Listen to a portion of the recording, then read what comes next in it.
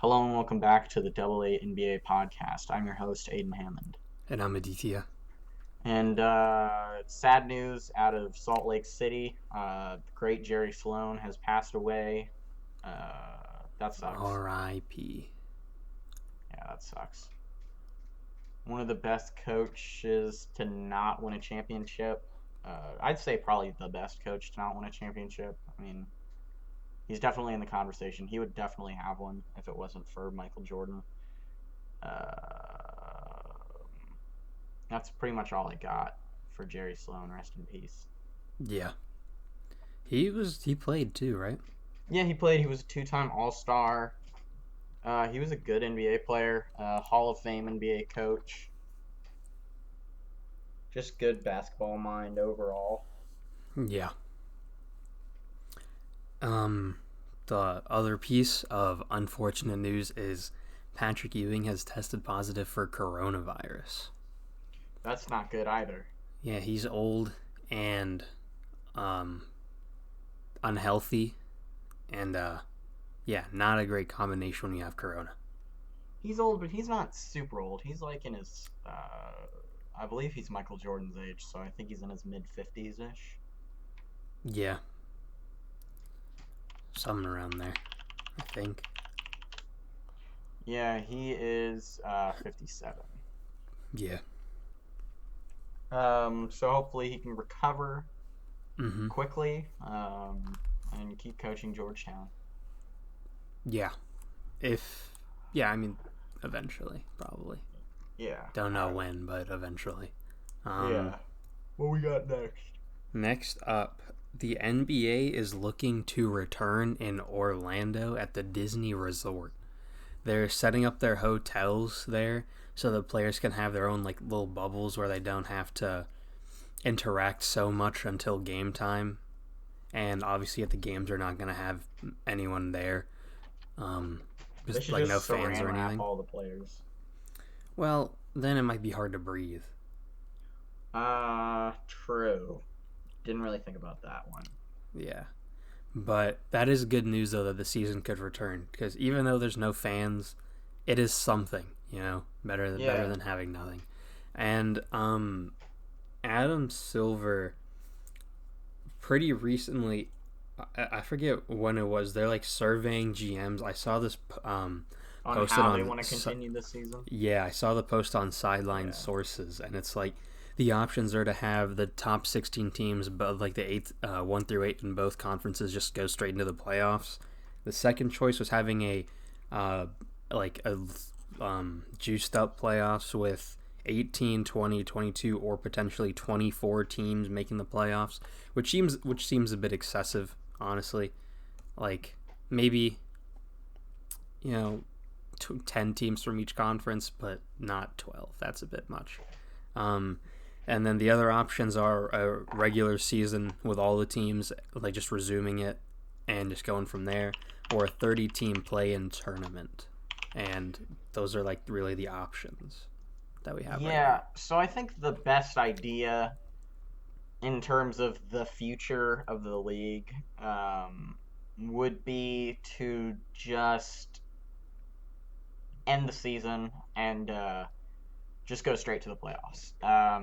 Just do 8 teams, because when you get into like 10 to 12 teams, you're getting into like the Bulls and Knicks making the playoffs, both teams That's who true. are far below 500. The thing is that in the East, it would be an easy win for like the top seeds, but in the West, there are teams that are still like competing for a playoff spot. Yeah, Portland and New Orleans would be the 2 teams to make it if they did 10, and then Sacramento and San Antonio would also make it if they did 12. So I think they should just keep it to 8 like it normally is. And also, if they continue the regular season, the problem with doing that is there is going to be a more of a delay on the next season. Yeah. I would hope that they can just do the playoffs and then start it at Christmas, and then the players will have around the same amount of time off. Like, it'll be around the same. So I think if they So I think that they should do the thing that will get the playoffs done so that we can say that we had a champion for the season, even if there has to be an asterisk. Because I know that whoever loses is going to be salty. If the Lakers or the Clippers lose, their fan bases are going to say, "Oh, there's an asterisk because we didn't get the whole season." Or if the Bucks lose, it's going to be, "No, no, no, we didn't get to play the whole season. We would have had like the Bucks would have home court advantage for the finals anyway." But like, you know what I mean? Like Yeah. every fan base that loses is going to make up an excuse as That's to going to why they happen every lost. year, though. Whether it's an injury or a bad call, there's going to be excuses every year. That's just how Yeah. sports fans work. Yeah. But So I think that they should choose the option that would end the season the soonest while also giving us a championship. yeah, and for people that haven't or that are like new to the podcast or whatever, um, we both. Well, I can't say we both. I think you do. I'm not 100% sure where you stand on that. I personally like the idea of starting the season around Christmas time. I do too. Yeah, In the past I was a little apprehensive because I was like, oh, it's kind of cool that like those couple weeks in October where we get all four major professional sports in the U.S.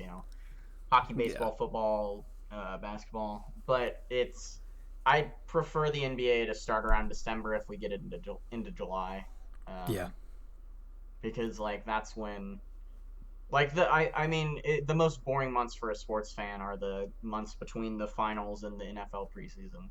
Like hmm that's the worst time to be a sports fan because even if you like baseball and you do follow baseball, it's like who wants to watch July baseball? Like nobody cares about July and August baseball. It's a 162 game season. Like nobody wants to watch it in right, the heat of the 162 games when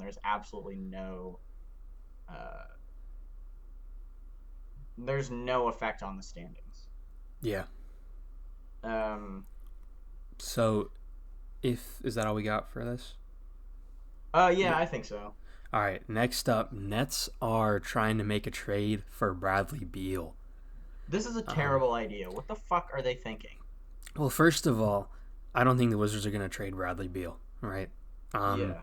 and even if they were willing to, the Nets would have to re-sign Spencer Dinwiddie and do a sign and trade with him, some picks, It would have to like be like Joe. Spencer They'd have to Dinwiddie. do a lot of. They'd have to cut a lot of their good It bench would have to players. be like Levert, Dinwiddie, probably Jared Allen, and like two first round picks, Yeah, which they'd for have to another gut their team. yeah, which honestly, the Nets right now, I think the proof is in the pudding with the whole Kyrie situation this year. Kyrie Irving, hold on, let me look just to make sure I'm correct on this, but I believe that Kyrie Irving played less than 30 games this year. That makes sense If because there's if only 54 games or like 60 games this 60 season, right? there were 64 games, so I would 64. guess that Okay, he yeah. played less than half of those. Yeah, because he missed 3 months straight of basketball, and Yeah, that was just Kyrie from one Irving injury. played 20 games this year, so he Yeah, played 20 out of 64. And the Nets are still in the playoff picture. Like they're still like cemented in the playoff picture. Like it's and they not like in don't the have West where Kevin there are Durant like yet. three teams that are separated by a game. It's like they are Yeah, firmly in the seventh seed. yeah, Um, so the Nets have a good core. They have Kyrie Irving and they have Kevin Durant, who, by the way, are two very ball dominant players. And so adding adding a another third ball ball dominant dominant player, scorer with yeah, Bradley Beal, that's a disaster waiting to happen. You know where yeah, I would like Bradley Beal to go? Milwaukee. If but Bradley then he'd Beal play has with to go, Giannis. if Bradley Beal has to go anywhere in the East, I would like it to be Milwaukee. I like it to be Indiana personally. Yeah, but we know that's not going to happen. Well, the only way it would happen with Milwaukee is if they traded Chris Middleton. Yeah, And Chris Middleton's the perfect player for Giannis because he doesn't need the ball in his hands. yeah, that's true. I don't know. I like the idea. I guess the idea of Bradley Beal in Milwaukee is nice because it kind of deepens their team, gives them another score, like Yeah, really good, like elite score. Um, and I just we know in the NBA now that having two like elite ball dominant scorers is pushing it.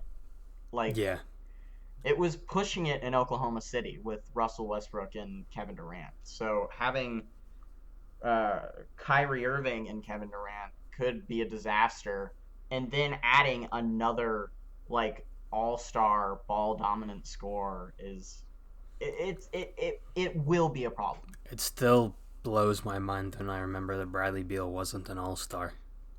It's so Yeah, dumb. and Trae Young was. Yeah, I love Trae Young, but that kind of made me angry. Their team is his team is so bad.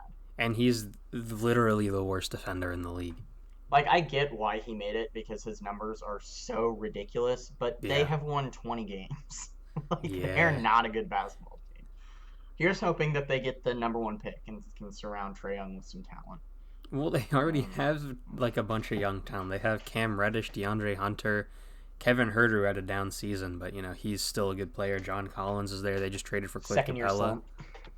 slump. So they got a lot of players. If they get James Wiseman, they will be a playoff team next year. The problem is they already have Clint Capella. They don't really need James James Wiseman Wiseman. is better than Clint Capella. Are you kidding me? He played like 3 games in college.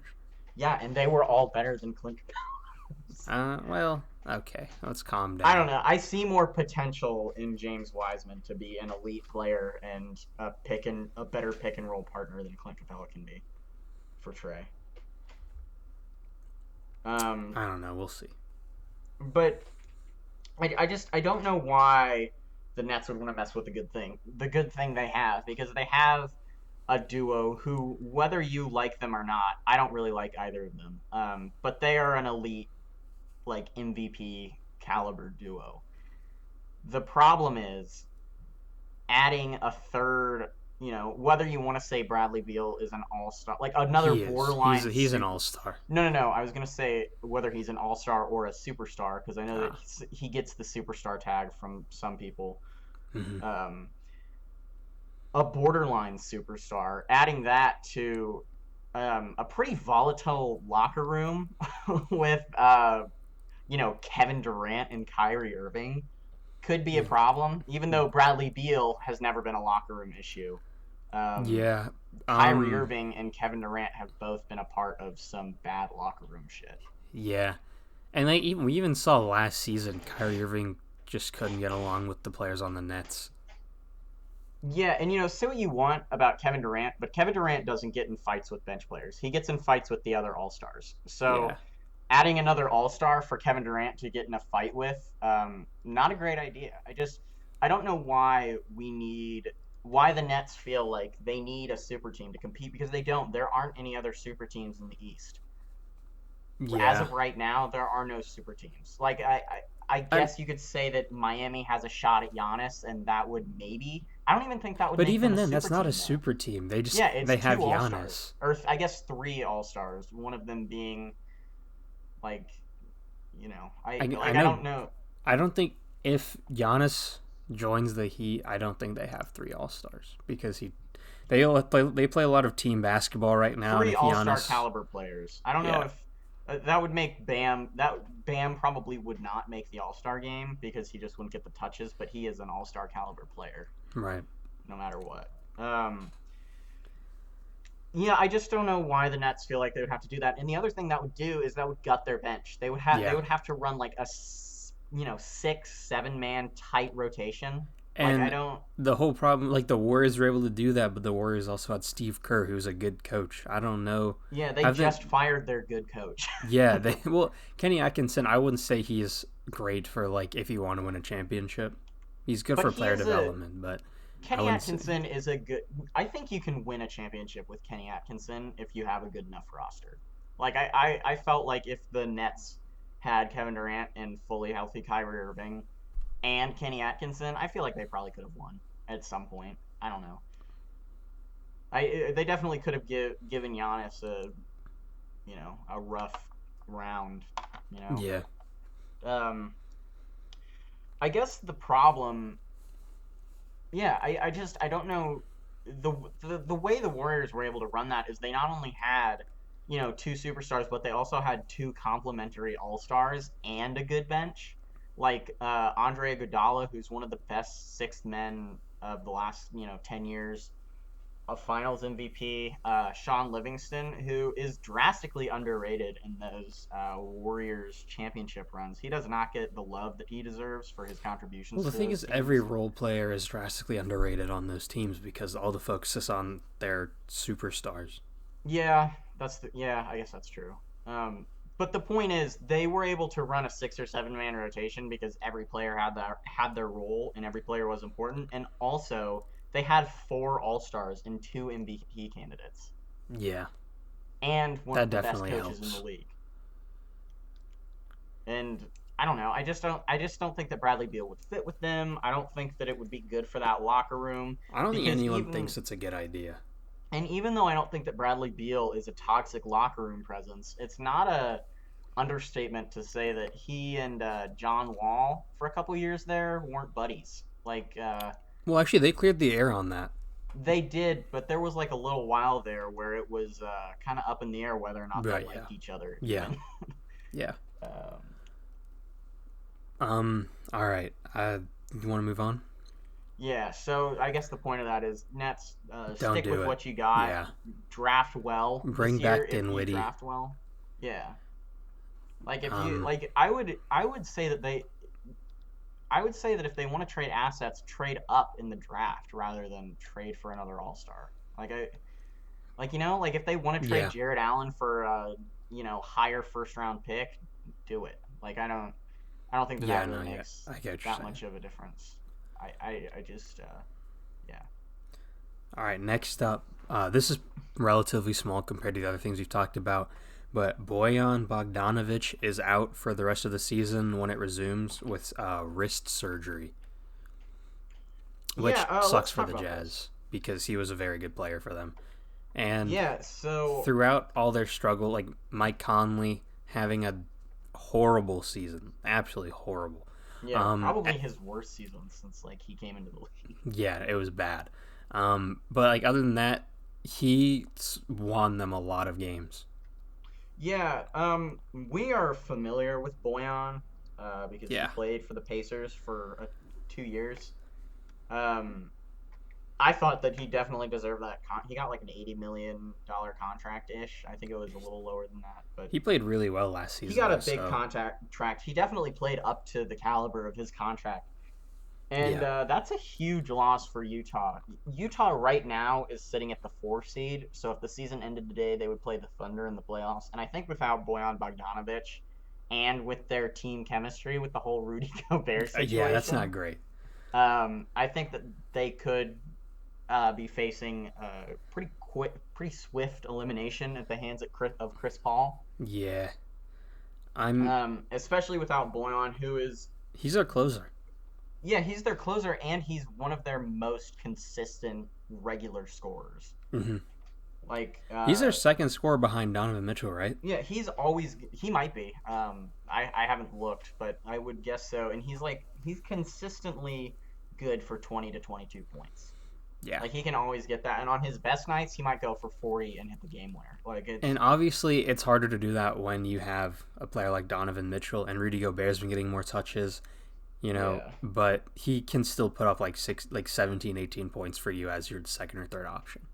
yeah. It's definitely a problem for them that he is not going to be there. Yeah. I would not be thrilled if I was a Jazz fan about this. This is not good. The bright side, though, is hopefully he can get his injury situated and he'll be ready for next season. Yeah, for them to really make their run. Yeah. What do we got next? That's all the news, actually. Okay, so this week, since it looks like the NBA is going to be bringing back the season, we are going to do our 3 quarters of the season awards. And So, if it turns out the NBA plan to resume the season gets canceled, then this is just our end of season awards. yeah, or if they just go straight to the playoffs, this is also Yeah. our end of season awards. Right. Because we did it for 1 quarter, we did it for 1/2. Did we Let's do it for one for half? Yeah, I think we did. Okay. So let's do it for 3 quarters, and Yeah. let's hit that. These are probably going to be the people who win it anyway. Um, Maybe. I mean, I don't really know how there's much room for movement in a lot of these. Yeah. Like a lot of these are There are fairly a obvious. few of these awards where there's like 2 or 3 options that you can potentially pick from. So then Yeah. it's up to voters. So let's just jump into it. MVP. Or do you want to say that one for Whoa, last? let's do MVP last, bro. Come That's on. like the most obvious one. We gotta save it. I know, but still gotta save it because there is a tiny bit of arguing that we could do about it. I think we have the same MVP, but we could at Yeah, we least haven't like run our list pres. past each other, by the way, Yeah, so we don't we know. could. Oh well, I know who your sixth man of the year is because you said it. Right. But other But I than don't that, know anything else. But I think we're gonna have pretty similar lists. So how about we do it like this? How about we do rookie of the year, sixth man of the year, defensive player of the year, and MVP. what about MIP and coach of the year? Ooh, let's do MIP. Let's do MIP. Okay, let's do coach of the year first, Okay. then rookie of the year, then sixth man of the year, then Depoy, then MIP, then MVP. I'm down. All right. You want to go Sound good? first then? Yeah. My coach of the year. Okay. This is going to be a little controversial. I actually didn't think about this at all because I just thought of the main four. I don't really think of coach of the year, and for some reason I just forgot that most improved player is a thing, even though I'm a Pacers fan and that we're like synonymous with that award. But for six man or for coach of the year, I am going with the man up north, Nick Nurse. Ooh. The reason that I've got Nick Nurse is because Nick Nurse is, whether you believe he inherited a good roster or not, he is one of the best player development coaches in the league, maybe the best. Um, he has developed Pascal Siakam into like a superstar, and his defense is ridiculous. His defense is routinely one of the best in the league. His defense is part of the reason that they were able to win the finals last year and even get to the finals because his defensive strategy is what was able to lock down Giannis, and he's just improved upon his defense this year. Mm-hmm. He's a good player development coach, and he lost his like MVP candidate superstar player Kawhi Leonard, and is still the 2 seed. Yeah, he's insane. So that's my reasoning for Nick Nurse as coach of the year. Mostly the losing Kawhi and maintaining their um, 2 seed because they were the 2 seed last year, I believe. Yeah. So I have, and also the blossoming of Pascal Siakam, which I think can definitely be attributed some to Nick Nurse. Mm-hmm. So that's why I got my boy Plus, Nick Nurse. around like January and February, they went on like a 15-game win streak or Yeah, something they like that. are. Yeah, and they leapfrogged Boston and Miami because I think they were sitting around 3 or 4 for most of the season, Yeah. and then they really got a big lead on the 2 seed. Yeah. And I think that they're a dark horse championship contender for sure. So They have that's, experience now. yeah, they definitely do. So that's why I got Nick Nurse as my coach of the year. He's maintaining their contention to repeat. He Yeah. is a great defensive coach, a great player development coach, and he's proving it this year without Kawhi Leonard. Mm-hmm. This one was a little hard for me because Nick Nurse obviously is a really good choice, and I didn't pick Coach Bud because he did win it last year. So usually they don't have too Yeah, many like usually they don't go back-to-back back to back. coaches. Yeah. Yeah. So I said Frank Vogel for the Los Angeles Lakers because Okay. Good they choice. have the best record in the West. They went from not making the playoffs to the first seed, which obviously that can be attributed to Anthony Davis coming to the Lakers, And but a healthy LeBron James. and a healthy LeBron. But you can't ignore the fact that Frank Vogel has been a good coach for them. Um, Yeah. he again like the 1 year flip is sort of the main reason, like the not making the playoffs to the first seed. Yeah. The first seed by a significant 5.5 games is their current Yeah, lead and on the Clippers, who it's a not lot the of people were saying was the best team in LA going into this season. right. And I mean, playoff Kawhi is different, but I mean, we'll see when Yeah. we get there. Yeah. And obviously, the Bucks have the best record in the league, but the Lakers are second, I believe. So Yeah. That's definitely a great choice. I definitely see where you're coming from there on Frank Vogel. He was in the conversation for me. But I had to give it to Nick Nurse for just maintaining in Toronto, and Hmm. you know, Frank Vogel. Frank Vogel was the Pacers coach when I got into basketball, and I still don't really understand why he got fired, but I'm cool with it because I really like Nate McMillan. But still, Frank Vogel is a great coach. I knew that if he got a good roster, he would continue to be a good NBA coach. He got kind of fucked down in Orlando, Orlando. yeah. That roster was just hot garbage. That team was never going to be good no matter who was the coach.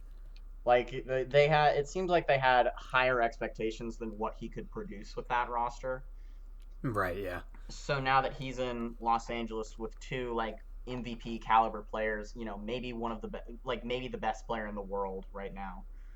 He's got um, he's got a really good shot at a championship. I think maybe the best shot at a championship of any team this year. I definitely think that Frank Vogel is a good choice. Yeah. Um, and their defense can't be ignored because he is a really good defensive coach. Even though I think that Dan Burke is like I know that he was the defensive coach in Indiana, but even though I think that Dan Burke had a little bit more to do with the defense in Indiana, Frank Vogel definitely has got it down in Los Angeles. Yeah. Oh, and I'm gonna give one honorable mention. I'm gonna say Mike Malone of the Denver Nuggets, um, who is He. continuing to what? Oh, you can go ahead. I was. Who's continuing to maintain a top three seed, even though two teams in the West got significant roster bumps. Yeah.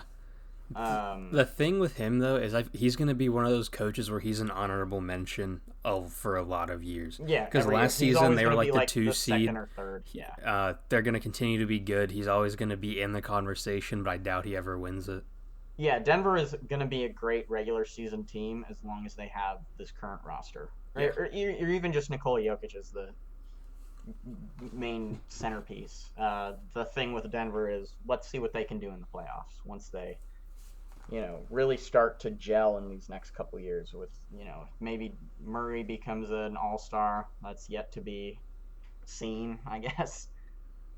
Yeah. And I actually do have Doc Rivers as an honorable mention because he hasn't had Paul George for most of this season. And when he has had Paul George, he's been bad. Um, and Kawhi Leonard has been load managing a decent amount, and they're still the two seed. So Hmm. I think that Doc Rivers should get a little bit of props for that. And shout out Coach Spo. The Heat are definitely performing Yeah, better than what people thought they would coming into the yeah. season. They were supposed to be the six. They were supposed to continue to be in the conversation for Barely six, make seven, the or eight, playoffs. and they were the two seed for like a while. Yeah. They're And the four seed right now. They're about 5.5 games back from the two. they have a lot of young players, so it is expected that they might sort of slip off a little bit from the two seed, but they're still like a threat in the East, which is nice. Yeah, they're definitely. I think they could probably sweep the Pacers if they wanted to. Like if they really get out there and get hot, I think they can sweep the Pacers. So I'm not excited about playing them in the first round, but Well, hopefully in we'll this see. break, Vic can get it together a little bit. Yeah, and Malcolm Brogdon and will be fully healthy. Right. We'll see. We'll see. Yeah. It'll even if here's the thing. I think it was the same thing that happened last year with the Celtics. Well, one, I don't think we'll get swept, but even if we do, it's going to be a close game every game. Yeah, it'll be four close games, just four games that we are not on the right end of. All All right. right, so let's hit that rookie of the year. I believe that's the next one we were gonna do. Um, you want to just say it on three because I think we are gonna have the same one. Yeah. All right, one, two, three. John John Morant. Morant. Yeah. Yeah. Do we need And to? I mean, we don't really need to go into this. John Morant has been he's insane. by far the best rookie this year. He's leading the Grizzlies to the playoffs in the West, which is very In tough his right now. first season, like they Yeah. are a game below 500, and he is I'd say the main reason for that. Like Oh, for they sure. like I mean, he also had to deal with Andre Iguodala, who was probably going uh, to be their second best player this year, just sitting out for most of the season. Jonas Valanciunas is mad underrated though. Yeah, Jonas Valanciunas is very underrated. John Morant, one of the most fun players to watch in the league, one of my Mm-hmm. favorite players in the league. I really want to get one of those throwback The Vancouver Memphis or jerseys. I guess yeah, Yeah. Vancouver Grizzlies jerseys. Also, I just want to say while we're on the topic of the Grizzlies and Josh, shout out Brandon Clark because he's also been having a good season and Yeah, he is also fun to watch the when Grizzlies are going healthy. to be scary in the next couple of years because of all that young talent. I could see them, if they I don't see them beating the Lakers or even like taking them to 6 or 7, but I think that they could give them a little bit of a tough first round, like maybe get a game, um, which I would not expect from the Trailblazers and probably not from the Pelicans either, if I'm being honest. Yeah. Um, I guess the only other person that's really in contention is Zion, but he just hasn't played enough, and I think that even he would probably say that he hasn't played enough because he's a humble dude.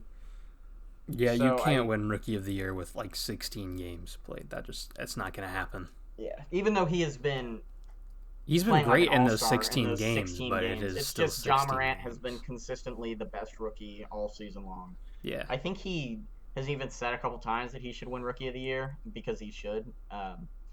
Most of the time with that stuff, I get a little annoyed by, but it's so obvious that he should be Rookie of the Year that he can shout it from the rooftops. Like I don't care.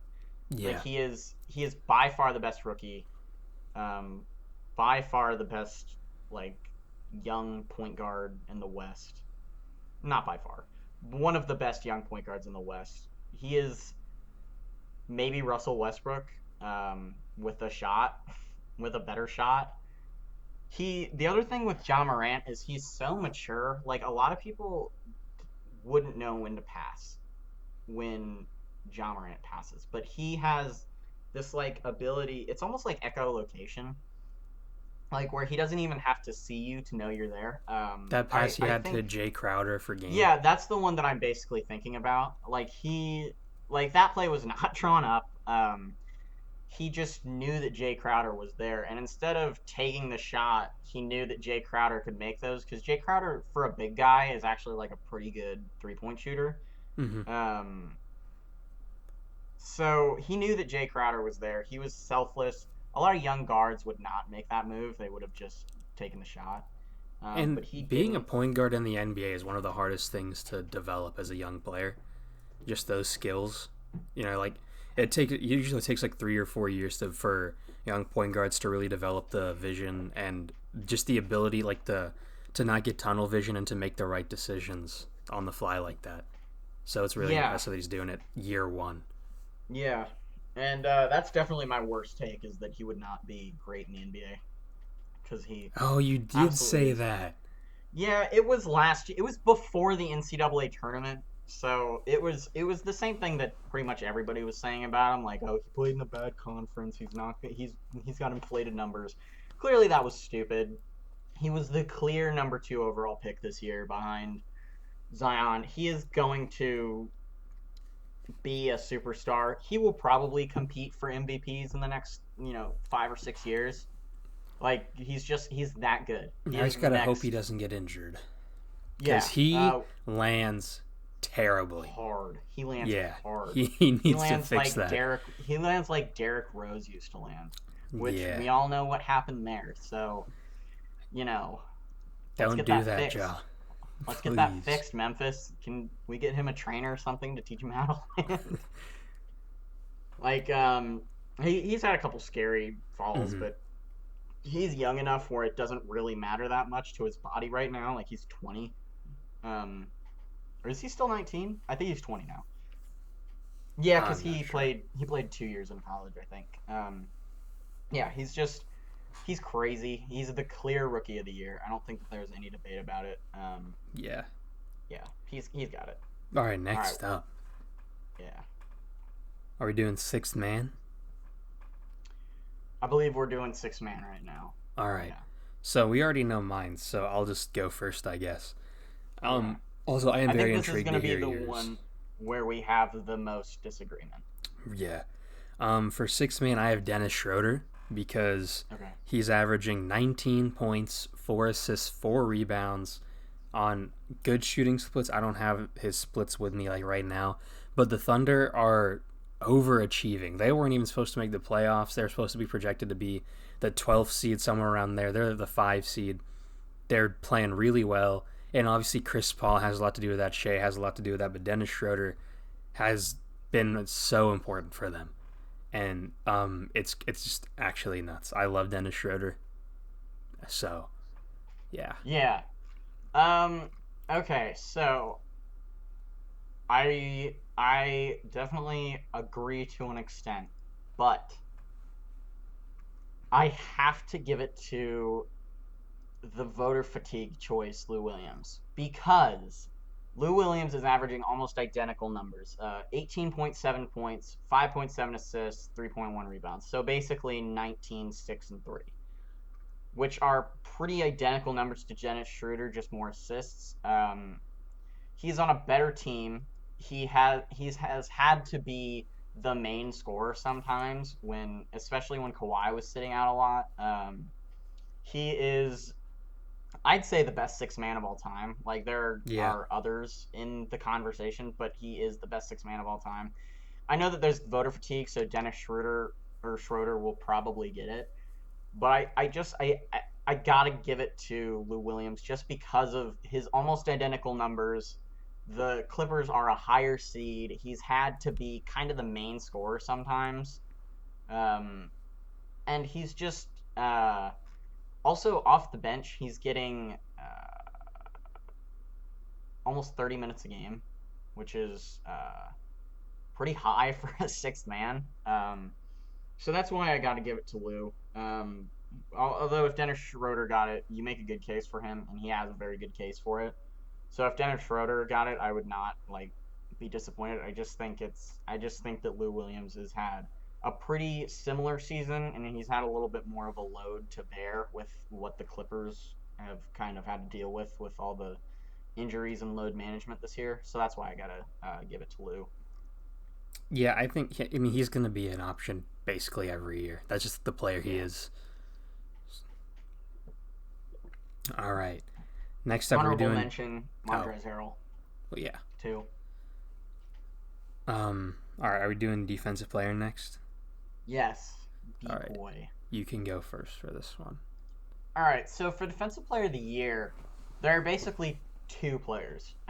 um, they each play on the best teams in their conference. Oh, I they're don't both have either of them.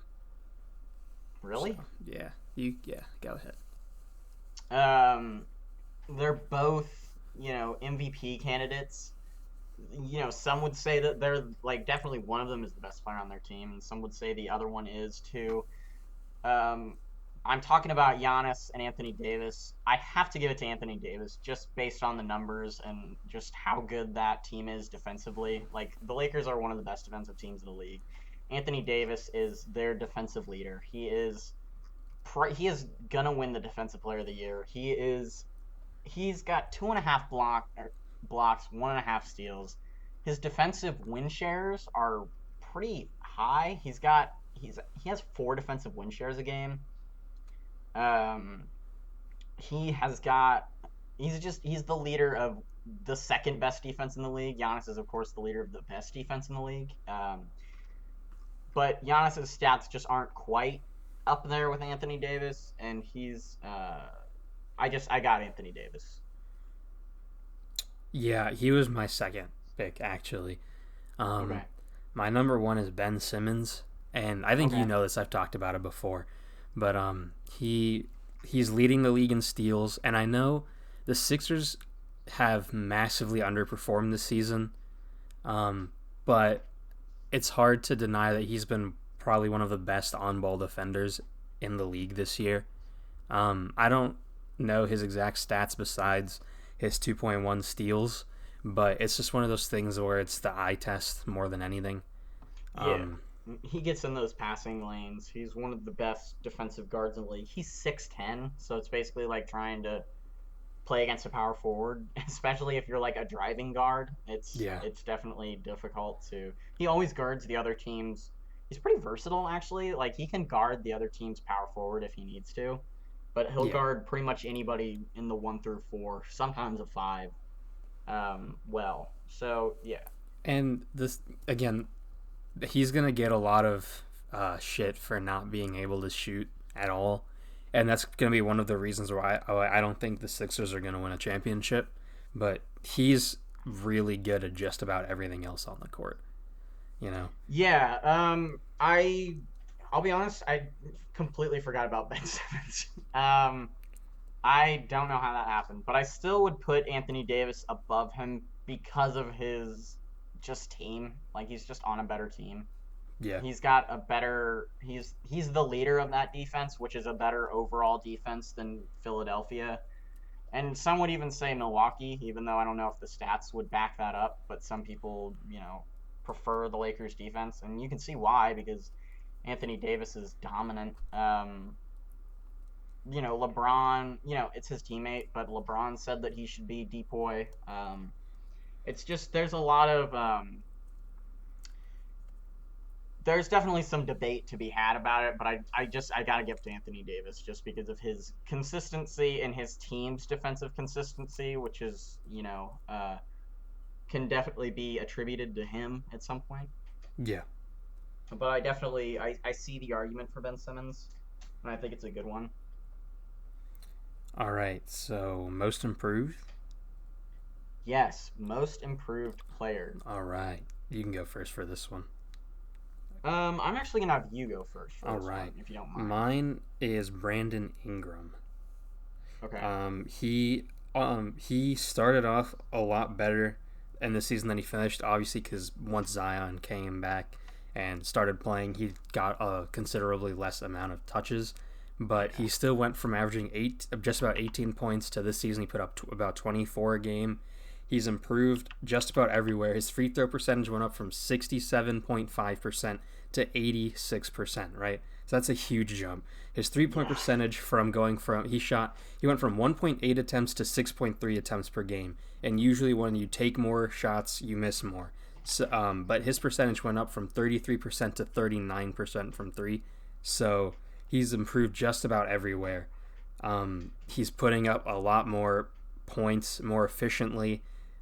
His assists and rebounds have gone up a little bit. He's improved defensively, although I think that might have a little more to do with having like other players around him like Lonzo and Drew Holiday that are also good defenders. But he has also improved his game defensively. And I mean, again, before Zion came back, he was averaging like 25 or 26, and then he just got less touches. And he was an all-star this year. So those are my cases for Brandon Ingram. Yeah, I agree. It's Brandon Ingram.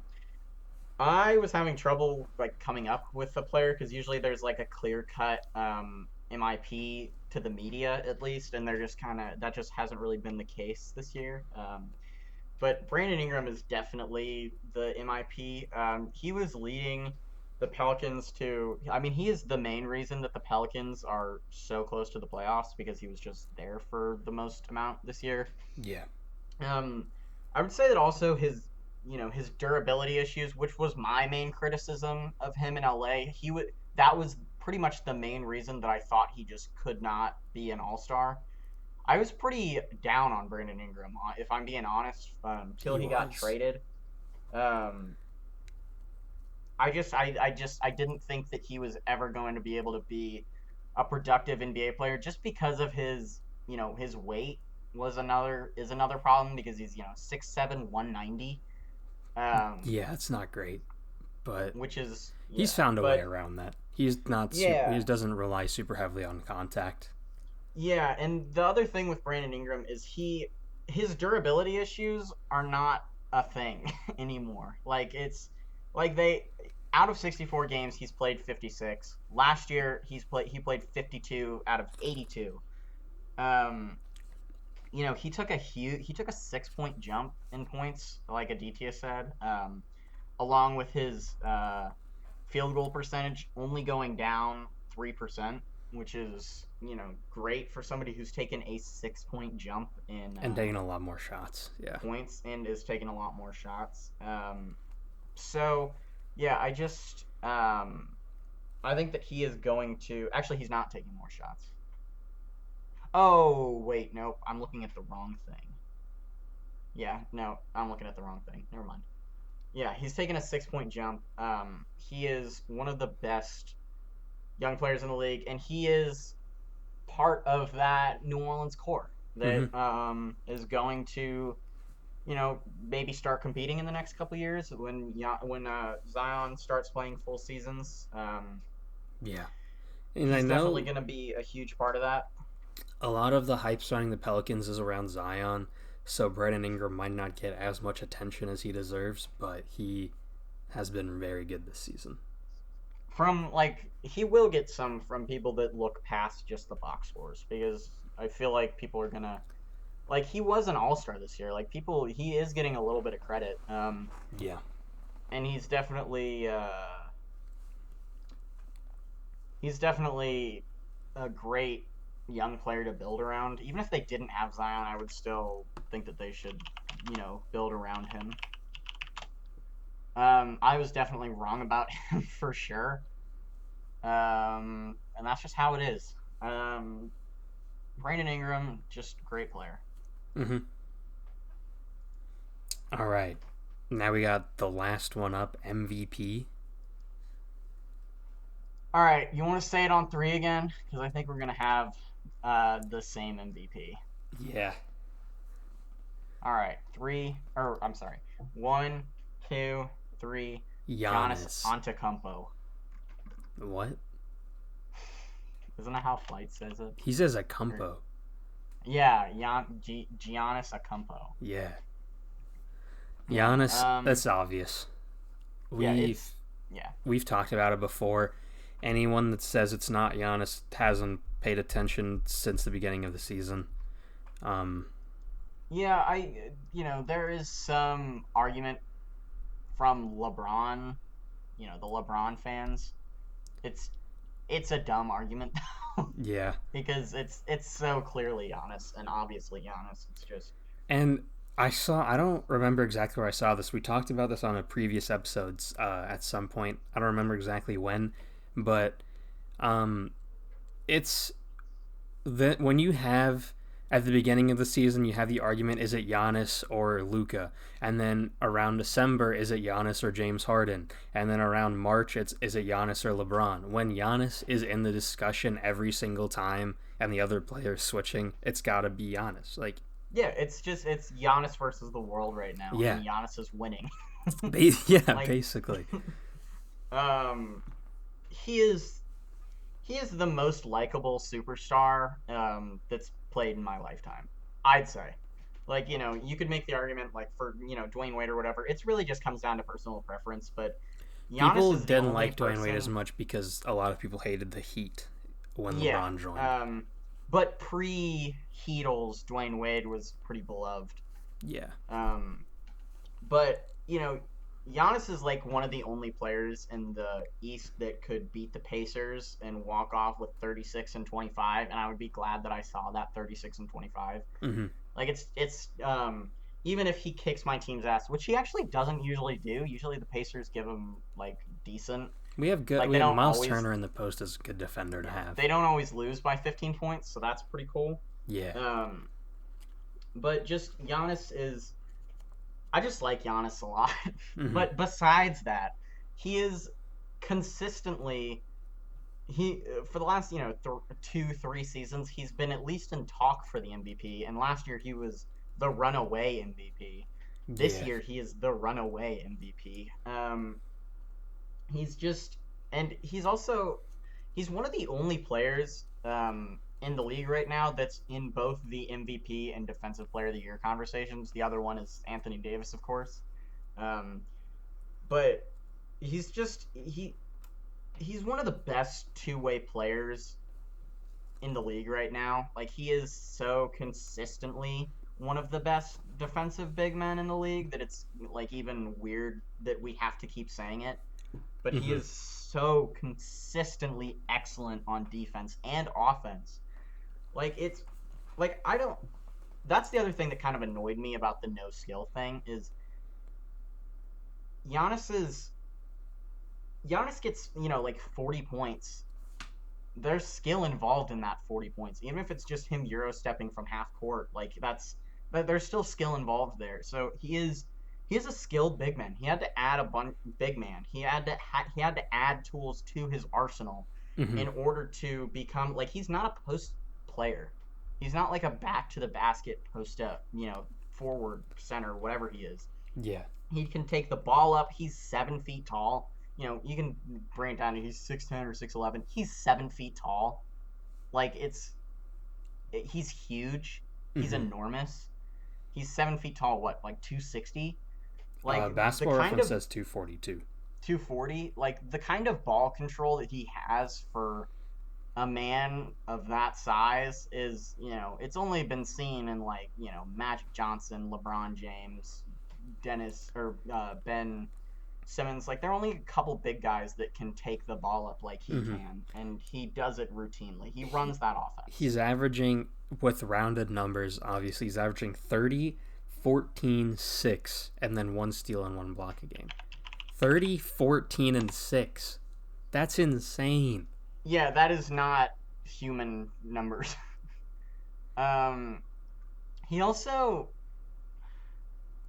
he's also 25, and he's about to be the back-to-back MVP at 25 years old. He's going to be one of those players like LeBron where he could win it every year because of voter fatigue. He's not going to.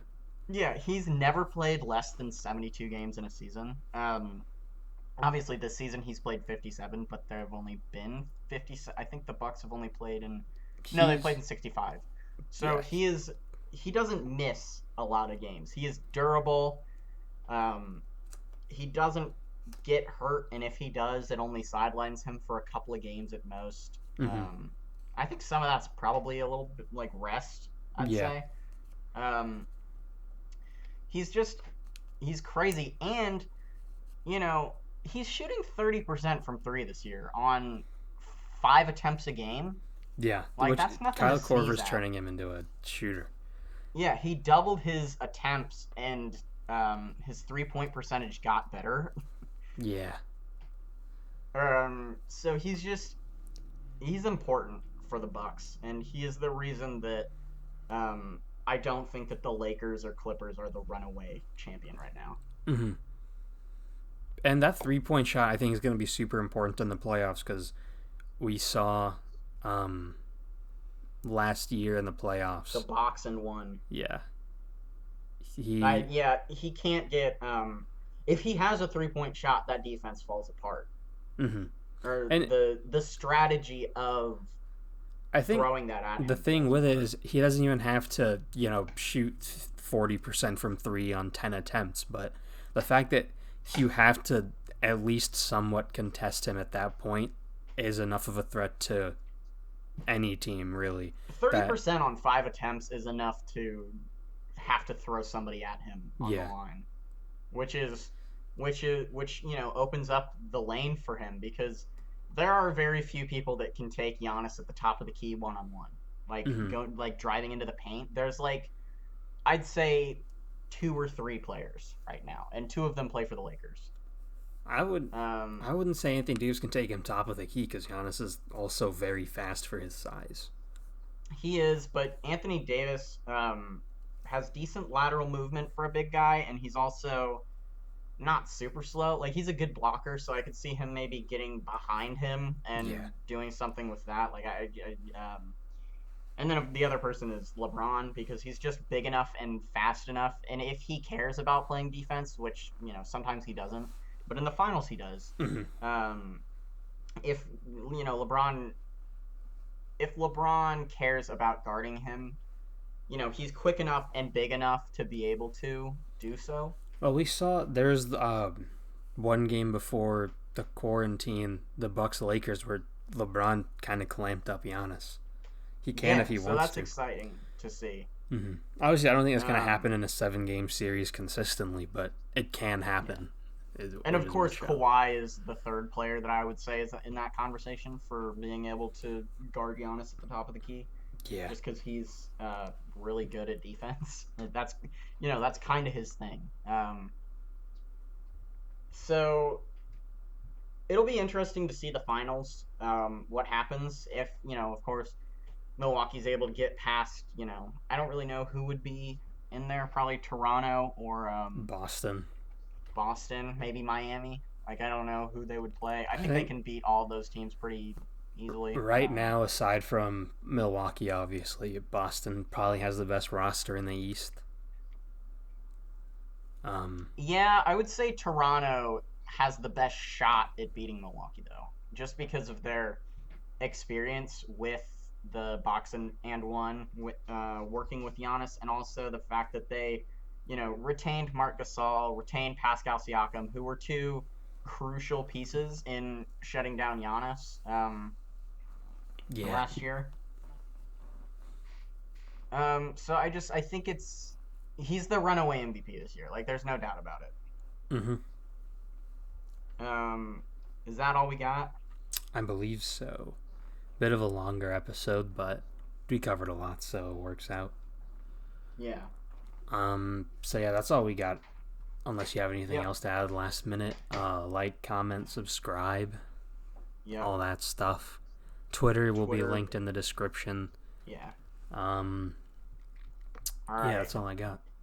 See you Bye. guys.